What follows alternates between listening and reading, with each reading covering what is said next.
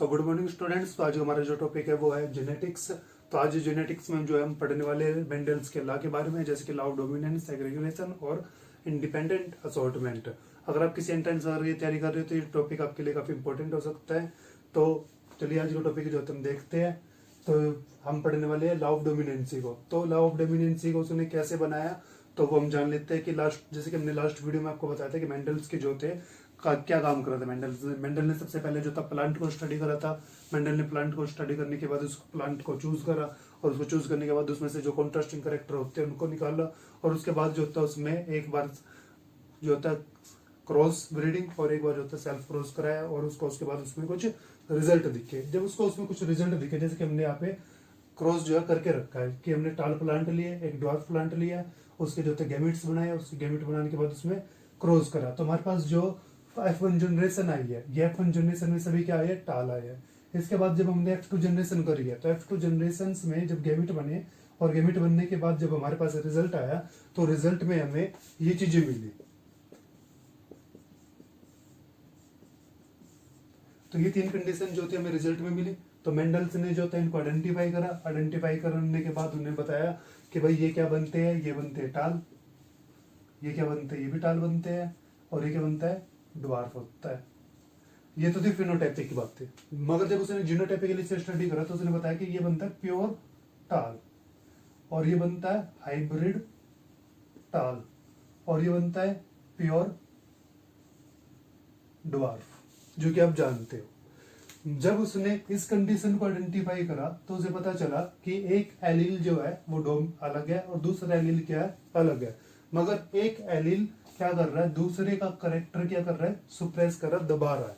तो इस चीज को उसने जाना और इस चीज को जानकर उसने कई बार अलग अलग करेक्टर्स को लेकर ये क्रॉस कराया और ये क्रॉस कराने के बाद उसे एक ही रिजल्ट उसमें जो है बार बार मिला कि जब भी हाइब्रिड कंडीशन आ रही है तो एक करेक्टर जो है वो दूसरे, एक एलील जो है वो दूसरे एलील को क्या कर रही है, सुप्रेस कर रही है। तो उस कंडीशन को उसने कहा कि लॉ ऑफ डोमिनेंसी। ये क्या होगा, लॉ ऑफ डोमिनेंसी होगा कि when one allele suppress the character of other allele,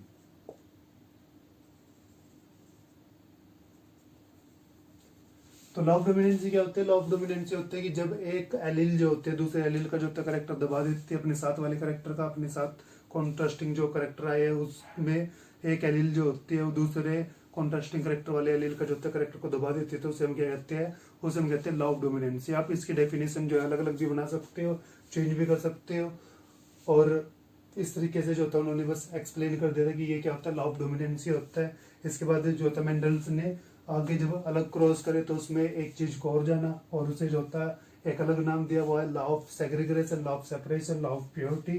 तो चलिए उसे भी देख लेते हैं वो क्या होता है।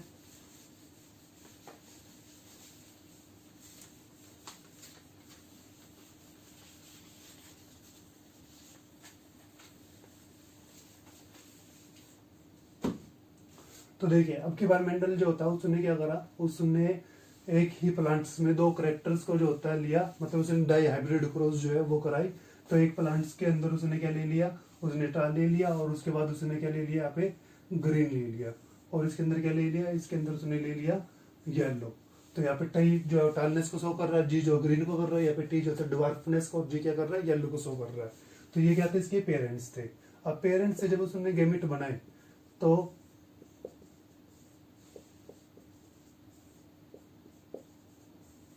देखिए रियलिटी में क्या हुआ उसको जान लेते हैं, उस बाद में मेंडल ने क्या करा उसको अलग जान लेते हैं। तो मेंडल्स ने तो क्या करा था, मेंडल्स ने तो एक प्लांट ले लिया था कि जो क्या था, टाल था, और एक प्लांट ले लिया था क्या था, वो था ड्वार्फ। इसी तरीके से मेंडल्स ने एक प्लांट जो टाल लिया था वो क्या था, वो ग्रीन भी था, और जो दूसरा था वो ग्रीन नहीं था, वो क्या था, वो येलो था। तो जब मेंडल ने इनका क्रॉस करा दिया तो क्रॉस कराने के बाद उसके पास जो रिजल्ट आया वो रिजल्ट टाल और ग्रीन और कई तरह का था। ठीक है, तो टाल मेनली जो करेक्टर आया वो टाल और ग्रीन का ही था। ठीक है, F1 जनरेशन के अंदर, पहले हम F1 जनरेशन तक बात करते हैं। तो जब मेंडल को ये करेक्टर मिला तो करेक्टर मिलने के बाद वो सेटिस्फाई हुआ, मगर उसने ये जानना चाहा कि भाई इसमें किस तरीके के गैमेट्स बने, और ये उसे इसलिए जानना चाहा क्योंकि जब उसने इसी के 2 पेयर लिए और उनके बीच में सेल्फ पॉलिनेशन कराया, तो उसे वहां पे कुछ अलग अलग रिजल्ट जो है वो देखने को मिले। जैसे कि जो टाल था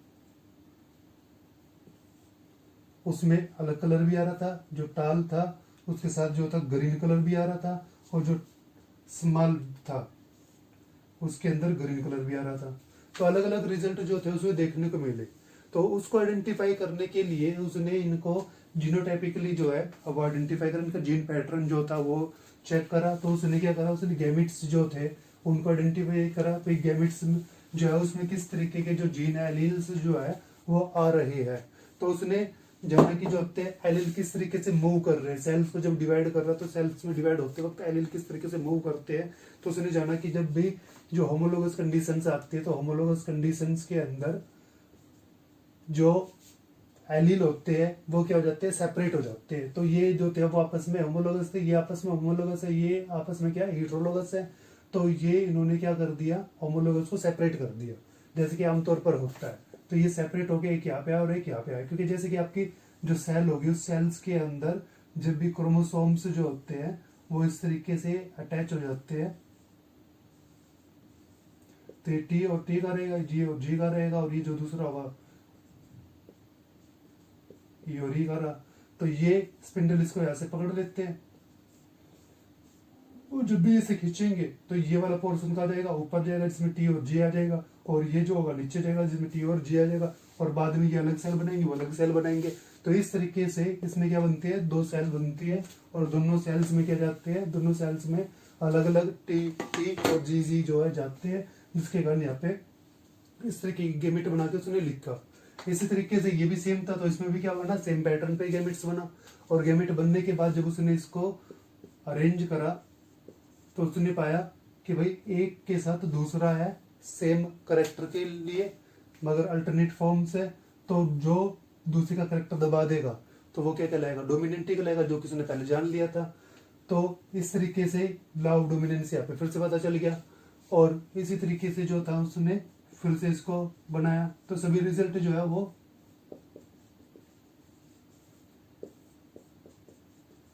इसी तरीके से बनते चले गए। मगर लॉ ऑफ सेपरेशन कहाँ रह गया, लॉ ऑफ सेपरेशन रह गया यहाँ पे कि किस तरीके से जो सेल होते हैं वो मूव, सेल्स में सॉरी जीन जो है वो मूव कर रहे हैं, इसको हम कहते हैं लॉ ऑफ सेपरेशन। उसने अलग अलग वेराइटीज में जो होता है करके देखा, तो उसने पाया कि सब में जो होता है सेम पैटर्न जो है कवर कर रहा है जब जब ये कंडीशन जो है वो आ रही है।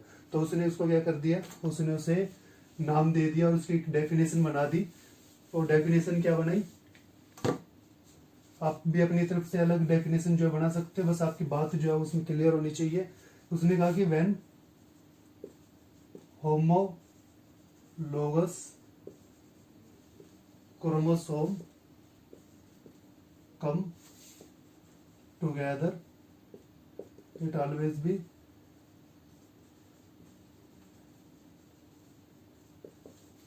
बिल्कुल जैसा हो रहा है वैसे ही डेफिनेशन को जो है बनाने की कोशिश करा गया। जैसे कि व्हेन होमोलोगस क्रोमोसोम, जब ये होमोलोगस क्रोमोसोम जो जैसे कि होमोलोगस है, ये भी होमोलोगस है, ये भी होमोलोगस है, वो जब होमोलोगस क्रोमोसोम पास पास आते हैं तो वे ऑलवेज भी क्या हो जाते हैं, सेपरेटेड हो जाते हैं। तो जैसे कि ये होमोलोगस क्रोमोसोम जब भी आएंगे तो वे क्या हो जाएंगे, सेपरेट हो जाएंगे, एक अलग सेल में चला जाएगा, दूसरा अलग सेल में चला जाएगा। तो इससे उसने कहा law of purity, law of separation, law of segregation. इसी के बाद जब उसने इसी क्रॉस को आगे बढ़ाया और F2 जनरेशन तक इसको ले गया तो उसे कुछ अलग रिजल्ट इसमें जो है वो देखने को मिला। जैसे कि यहाँ पे बने थे टी टी जी और जी, इसी तरीके से यहाँ पे क्या बना, टी टी और जी और जी, इन दोनों को लेकर उसने क्रॉस कराया आगे F2 जनरेशन में। तो उसमें यहाँ पे फिर से उसका वही मानना था कि 2 सेल, मतलब कि सेल डिवाइड होगी तो 2 सेल बनेगी। इसी तरीके से जो होता है सेल डिवाइड होगी तो 2 सेल बनेगी और 2 टाइप की सेल्स बनेगी। मगर यहाँ पे कुछ क्या रहा, डिफरेंट रहा। तो यहाँ पे जब उसने जीन पैटर्न को जाना तो उसे पता चला कि जब हेटेरोलोगस क्रोमोसोम आते हैं तो इंडिपेंडेंट इंटरनली क्या करते हैं, मूव करते हैं। तो ये जो है ये जीन इसके साथ भी जा सकता है, ये इसके साथ भी जा सकता है, ये वाला इसके साथ भी जा सकता है और ये वाला जो था वो इसके साथ भी मूव कर सकता है। जबकि जब ये कंडीशन आ रही थी आपकी, तो इस कंडीशन में सिर्फ क्या कर रहे थे, इस तरीके से दोनों अलग अलग दो ही सेल्स में दो टाइप की सेल जो है, और नंबर में भी दो ही सेल बना रहा था, दो टाइप की सेल बनी थी और नंबर में दो टाइप की सेल। मगर यहाँ पे क्या था कि सेल्स जो है वो चार टाइप की बन सकती है, क्योंकि ये अल्टरनेट फॉर्म में आने के बाद क्या करते हैं, मूव करते हैं इंडिपेंडेंटली, इसलिए इस लॉ को क्या कहा गया, लॉ ऑफ इंडिपेंडेंट। और इसी तरीके से इसमें भी जो है चार बनेंगे क्योंकि सेम है।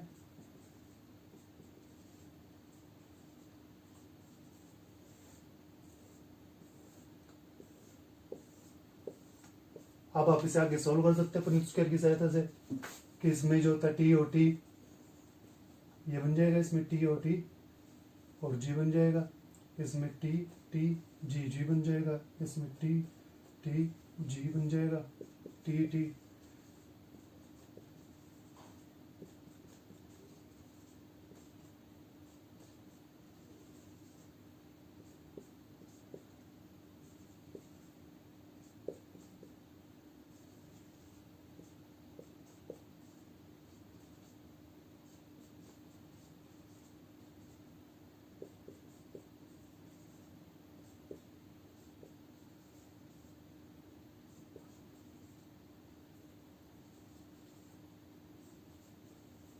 इस तरीके से, और इसमें आप जो होता है आइडेंटिफाई भी कर सकते हैं कि कौन सा क्या बना है। मगर हम पहले यहाँ पे लॉ की बात कर लेते हैं। तो लॉ क्या था कि when heterologous chromosome will become together, when heterologous chromosome come together they always be separated. आपको लिखने की भी जरूरत नहीं पड़ेगी, समझ लीजिए। जब भी हेटेरोलोगस क्रोमोसोम्स जो होते हैं ये होमोलोगस होता है, और ये क्या होते हैं होमोलोगस, ये क्या होता है हेटेरोलोगस। जब भी हेटेरोलोगस क्रोमोसोम आएंगे तो वो जो होता है वो इंडिपेंडेंटली मूव कर सकता है, वो इसको छोड़कर इसके साथ भी जा सकता है, इसके साथ भी जा सकता है। तो हमने प्रोबेबिलिटी में दोनों तरह के बनाए। अब ये वाला जो था इसके साथ भी मूव कर सकता है, इसके साथ भी, तो इसको यहाँ पे क्या कहा गया, लॉ ऑफ इंडिपेंडेंट कहा गया। तो इस तरीके से मेंडल्स ने जो था वो तीन लॉ जो थे वो अपने बनाए, एक लॉ ऑफ डोमिनेंस था, एक लॉ ऑफ सेपरेशन था, और एक लॉ ऑफ सेग्रीगेशन जो है वो था। तो इस तरीके से आप जब इसको क्रॉस करते हो तो आपके पास जो होता है 16 रिजल्ट आ जाते हैं। इन 16 रिजल्ट्स में आप जान सकते हो कि वो क्या बना था। जैसे कि यहाँ पे क्या दोनों टाल है और दोनों जो ग्रीन है, तो ये टाल और ग्रीन बन जाएगा। इसी तरीके से यहाँ पे जो होता है ये भी क्या बन जाएगा, टाल और ग्रीन बन जाएगा, ये भी टाल और ग्रीन बनेगा, ये भी टाल और ग्रीन बनेगा। इसी तरीके से इसमें टाल और ग्रीन होगा, ये भी टाल ग्रीन, ये भी टाल ग्रीन बनेगा। इसी तरीके से टाल ग्रीन, ये टाल ग्रीन बनेगा। तो आपको अगर पेपर में कर रहे हो और आप कंफ्यूज हो जाते हो, तो अगर आपका पैटर्न सही है तो पैटर्न सही में आप क्या करो, आप एक शॉर्टकट ले सकते हो। इस तरीके से जो बनेंगे वे सारे क्या होंगे, टाल और ग्रीन रहेंगे, और इनकी संख्या कितनी रहेगी, 9। 1 2 3 4 5 6 7 8 9। तो ये क्या रहेंगे, 9 रहेंगे। ये एक अलग होता है जो कि क्या रहता है, हमेशा ड्वार्फ और येलो रहता है। और ये जो होते हैं ये तीनों हमेशा क्या रहते हैं, अलग रहते हैं, जो कि क्या होते हैं, टाल सॉरी ड्वार्फ और ग्रीन होते हैं। ड्वार्फ और ग्रीन हो गए, ड्वार्फ और ग्रीन जो हो गए ये हमेशा रहेंगे। और इसके साथ बचे सिर्फ ये जो होते हैं टाल और येलो बनते हैं तीनों। तो इस तरीके से इसमें क्या बनते हैं, 9 3 3 3 1 जो होते बनते हैं, टाल और ग्रीन होते हैं, टाल और येलो होते हैं, ड्वार्फ और ग्रीन होते हैं, और ड्वार्फ और येलो जो होते बनते हैं। तो इस तरीके से जो होता है आप इन क्रॉस को कर सकते हैं। हमारा मेन एम यहाँ पे जो था वो था लॉ को समझाना। तो लॉ कहाँ पे यूज हो रहा है और किस तरीके से यूज हो रहा है ये जो है आपको समझना था। तो इसमें मेनली आपने समझ लिया कि भाई जो लॉ होता है असल में वो है यहाँ पे जो होता है जब गेमिट बन रहे हैं उस वक्त यूज होता है। अगर इससे रिलेटेड आपको कोई भी क्वेश्चन है तो आप कमेंट में जो है पूछ सकते हैं। Thank you.